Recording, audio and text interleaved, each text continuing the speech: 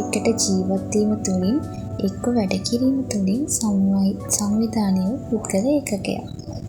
සමාජය පිළිබඳ ඒ ජීවත් වන මිනිසුන් පිළිබඳ විද්‍යාත්මක අධ්‍යයනය කරන විෂය සමාජ විද්‍යාවයි. නිර්වචනය ගත්තාම එමිල් ඩූකයි සමාජ සිද්ධීන් පිළිබඳ අධ්‍යයනය කරන විෂය සමාජ විද්‍යාවයි.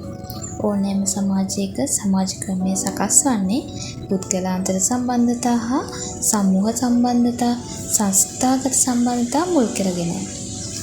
සමාජ ව්‍යුහයක් කියන්නේ යම් සමාජයක් හෝ එහි ජීවත් වන ප්‍රජාව අතර පවතින අන්‍යෝන්‍ය සම්බන්ධතාවය. ආර් බ්‍රවුන් සමාජ ව්‍යුහය යනු සමාජය තුළ සම්බන්ධව පවතින සම්බන්ධතා ජාලයක්. සමාජ ව්‍යුහයේ විශේෂ ලක්ෂණ කලාපයේ රටවල ඓතිහාසික පසුබිම. ලංකාව, ඉන්දියාව යටත් සමය නිසා ආර්ථිකය, සමාජය, සංස්කෘතික වශයෙන් බරපතල වෙනස්කම් වලට ලක් වෙනවා. අපිට ක්‍රිස්තියානි ආගම හම් වෙනවා, ආහාර රටාවන්, භාෂාවන් වැනි දේ හම් වෙනවා.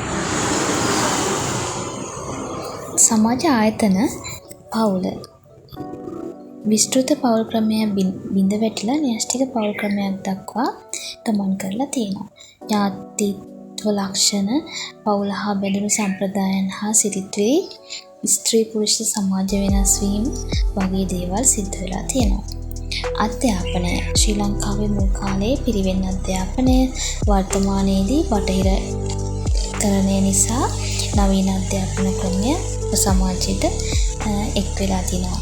ඒ හා සම්බන්ධ රැකියා කාර්යයන් සම්බන්ධ වෙලා තිනවා. ආගම ශ්‍රී ලංකාවේ බුදුදහම, හින්දු ආගම, ගැමි බුදුදහම, ජනප්‍රිය බුදුදහම, ඉන්දීය සමාජ ක්‍රමය තුළ හින්දු ආගම විසින් බලපෑම් කරන ලබනවා.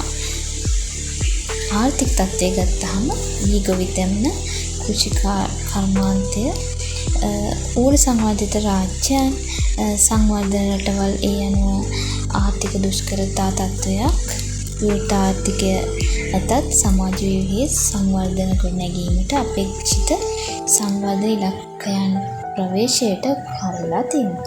දේශපාලන සංස්ථාව ශ්‍රී ලංකාවේ පෙර රජු මුල් කරගත් ප්‍රමාණපර දේශපාලන ක්‍රමයක් තියෙනවා.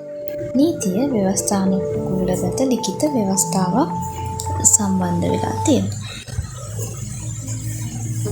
තත්ත්වය හා කාර්ය කොටස් කිව්වම ස්ත්‍රීන් හා පුරුෂයන් ආරෝපිත හා සාධිත සමාජ සත්‍යයන්ට අදාළ සමාජ භූමිකාවන් පුද්ගල කාර්ය කොටස් ඉටු කරනවා.